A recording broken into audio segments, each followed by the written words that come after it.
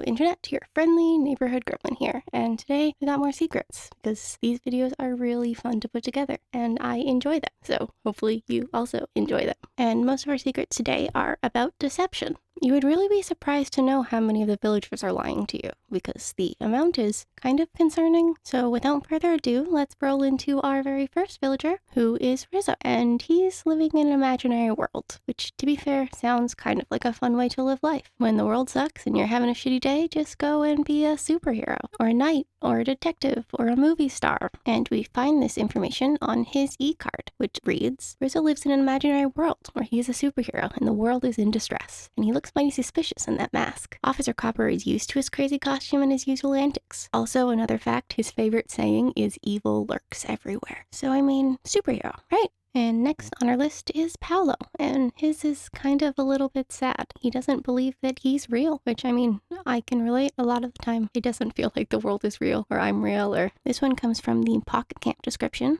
which is short and to the point. Sometimes Paolo worries he's a figment of everyone's imagination. For the record, he's not. Just randomly want to point out that this is the best slide, or it was the most fun one anyway. Took the longest too. It was an adventure. And we move on now to Gloria. The poor thing has apparently convinced herself that she's a swan. I feel like a lot of these secrets are just people being under the impression they are things that they aren't, or telling other people that they are things that they aren't. And hers is another sort of very straightforward Pocket Camp description, which reads, somehow Gloria got it into her head that she's actually a swan. So just play along, okay? The main question now, of course, being, what kind of bird is she? Like a goose or a duck or something, I guess? I don't know. Way down below if you know exactly which type of bird she is. Now, next on the list, we have Buzz. And his, I suppose, is two facts rolled into one. Fact A, he used to be an aerial acrobat. Kind of sounds like a fun job, to be honest. Though admittedly, I wouldn't be any good at it. And he has wings, so he doesn't have to worry about falling. And we can link this back to Matilda too, if you want. Mrs. Honey's mother was an acrobat. Sorry, not relevant. Part B of our relevant fact is that he is no longer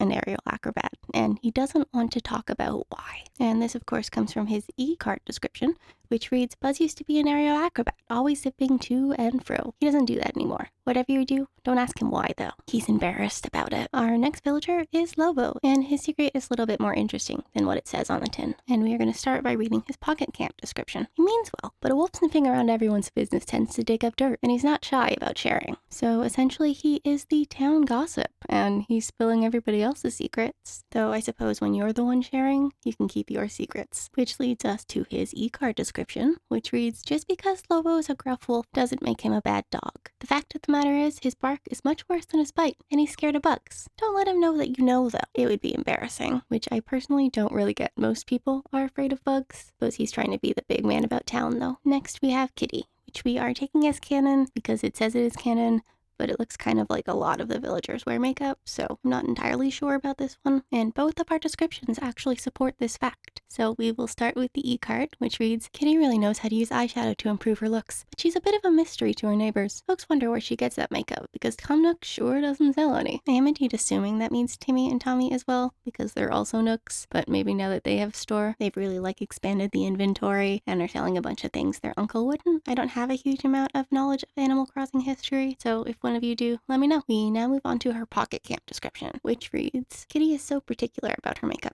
She hates even exposing it to the elements more than necessary. She does most of her shopping by mail order. The next person on our list is Cesar, and his is also personal grooming related because our man waxes his mustache. Can't decide if it means waxes remove hair, or he's putting wax in his mustache for styling purposes, I suppose. I'm inclined to believe it was the second one, but it could also be the first. Anyway, this comes from his e-card description, which reads, you'll never catch him doing it, but Caesar spends a good portion of every day waxing his mustache. Rumor has it, he even travels to other towns to dump the telltale empty tins of mustache wax. How odd, but the fact that he's embarrassed about it makes me inclined to believe it's hair removal wax, because that's the kind of stuff people get embarrassed about rather than putting wax in the mustache. Or maybe it's just really important to him that people think his mustache is naturally that thin and smooth. I don't actually know what wax does to mustaches. I don't have facial hair. And next up we have Mint, and this is a little bit far in the list to be sort of something I'm not entirely sure that she's actually hiding. I don't know what she would say if you asked her, but also it was really shocking, and so I felt like it deserved to be later in the list. This fact, of course, being that Mint was born with regular brown fur.